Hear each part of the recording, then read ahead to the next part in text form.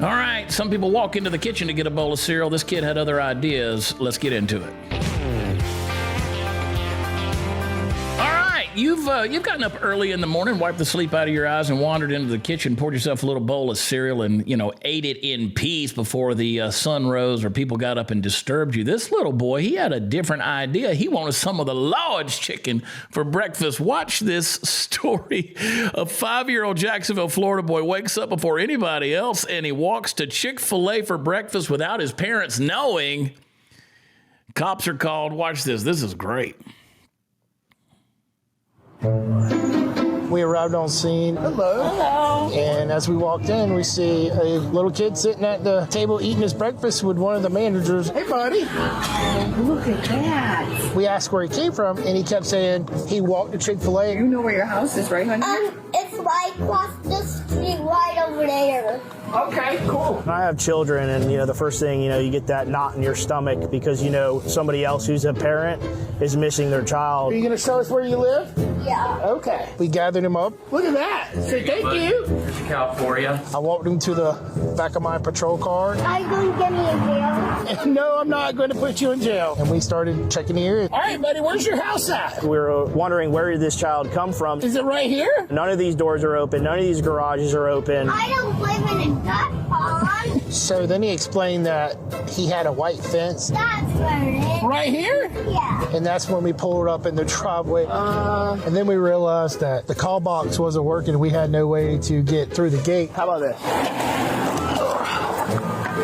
Hey guys, we're going to get right back to the video, but before we do, I want to remind you that when inflation jumps and you hear that the national debt is over $37 trillion, do you ever sit back and think maybe now would be a good time to buy some gold? Whether it's a hedge against inflation or peace of mind during global instability or just sensible diversification, Birch Gold Group has every American covered where you can be backed by physical gold. They created something special just for our listeners. Until September 30th, if you're a first-time gold buyer, Birch Gold is offering a rebate of up to $10,000 in free metals on qualifying purchases. To claim eligibility and start the process, request an info kit now by texting CHAD, I spell it Chad, to the number 989898. Plus, Birch Gold can help you with an existing IRA or 401k by rolling it over into IRA backed by gold, folks. You're still eligible for the rebate and free metals up to $10,000. Birch Gold is the only precious metals company that I trust, as do tens of thousands of their customers. A+ rating with the Better Business Bureau. So text Chad to 989898. Let our friends over at Birch Gold help you right now. My initial thoughts were, I can't believe he came out of here. It's the most secure house on that block in reference to having a fence all the way around, front, back, sides. Police. I'm Phil. And Victoria. Good morning. Hey, good morning. Hey, do you have a son named William? William. Yeah, a little boy? Yeah. Our 5-year-old William had an adventure a few weeks ago, and we live nearby very close. Yeah, he was down at the Chick-fil-A. Are you kidding me? No, we have him in our police car. You want to come get him? You could just see the look on his face. It would be for any parent, including myself. It's disbelief. It's kind of scary, actually, because we didn't realize what was going on until after we came out. Do you have any idea how he got out? Yeah, he's got unlocked the front door, but he's never done that. I was worried about him because was he scared? Was he crying? Was he upset? Come on, little man. He was quiet, which is unusual for him. Did you get scared? Why did you go to Chick-fil-A? You're welcome. I think it did shake him up some, so I don't think we really needed to, impress too much that you shouldn't do it again, things like that. I think he understood that it was serious, but we did talk about it. He said he opened the gate and couldn't find Joe and went down the street. I know he knows how to get to Chick-fil-A because we walked there. I would have never expected him to come down here on his own in the morning before anybody else in the house was up. Good morning. Good to see you again. Thank you. Sir, good to see you again. How are you, sir? How are you, young lady? We're good. Hey, what's up, buddy? Hey, dude. You remember us? Hi. Oh, are these for me? Well, thank you, buddy. I appreciate it. Oh, man. I can't wait. Thank you. Well, little dude had an adventure. If it had been my kid, that'd have been his last meal, that's for sure. You got to whoop that ass. But I will say that, first of all, walls work. Even the police couldn't get in that house. But beside the point, they were giving him toys when he was leaving the Chick-fil-A, which means he'll be back tomorrow and the next day and the day after that. He knows the way, apparently. But again, one of those parental nightmares where the police show up at the front door and they got your little 5-year-old in the squad car.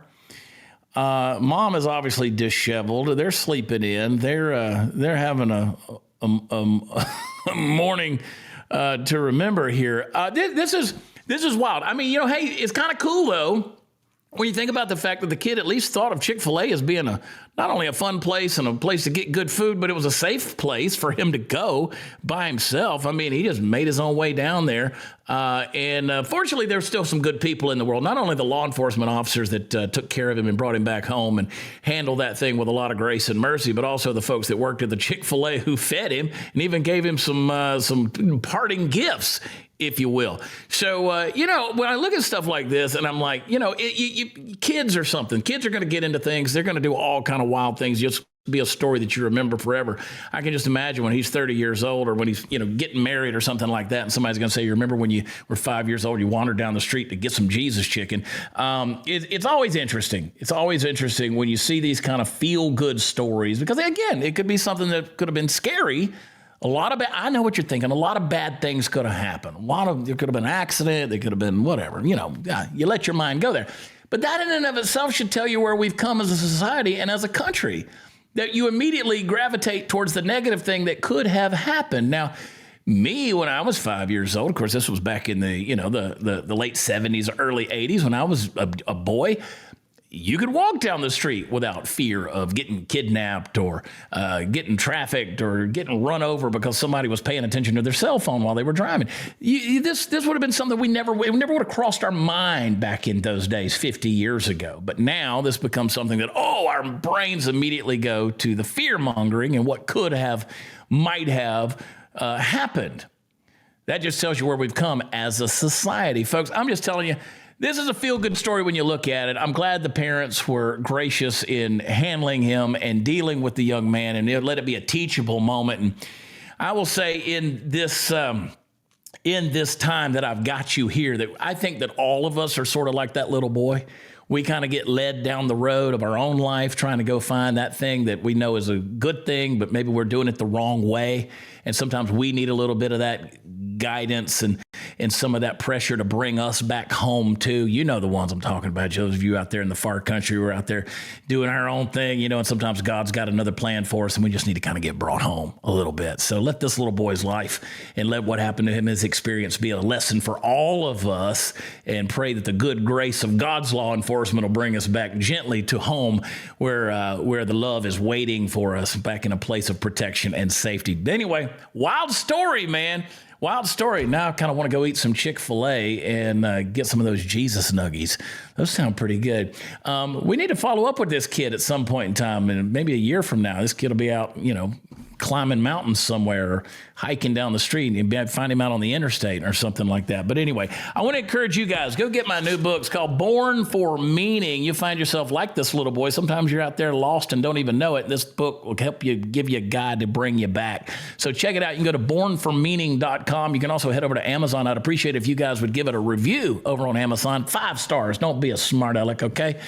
Give it 5 stars, give it a review, and let's boost this thing up. It's currently #1 in the faith category, and I would like to drive it even further in its reach, because I think this is some stuff that can truly help some people. Check it out, Born for Meaning at bornformeaning.com, or check it out over on Amazon, okay? Make sure you're tuned into the Chad Prather Show Monday through Thursday at 11:10 Central, and then Before the Noise. Give me 10 minutes of your time before your day gets started each day at 8/7 Central, and you find it all right here on Rumble, YouTube, where you need to be subscribed, and leave us a rating and a review where podcasts are offered on Spotify and on Apple Podcasts. In the meantime, don't be like that little boy. Come on home, but get you some chicken to go. I love y'all. God bless you. We'll see you next time. Bye.